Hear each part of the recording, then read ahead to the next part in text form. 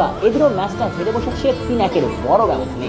তাই Leicester coach এমন খুনসুটিতে মেতে ওঠার মোড়ে নেই নিশ্চয়ই। তাহলে প্রশ্ন, হামজাকে এমন ভালোবাসার বন্ধনে আগিয়ে রেখেছেন তিনি কি?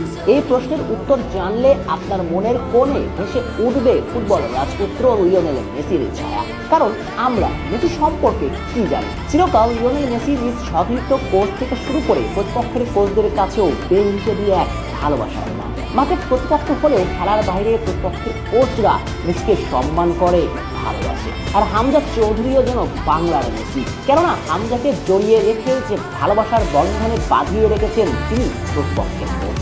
লেস্টারের বিপক্ষে ম্যাচ শেষে প্রতিপক্ষের অন্যতম সেরা ফুটবলার হামজা চৌধুরীকে ডেকে নিয়ে জড়িয়ে ধরেন। হ্যাঁ, বাংলার হামজা এমন। নিজ ক্লাব সমর্থক থেকে প্রতিপক্ষ সবাই ভালোবাসতে বাধ্য হন বাংলার সুপারস্টারকে। হামজা এক অফুরন্ত ভালোবাসার নাম। শুরুর কথাটা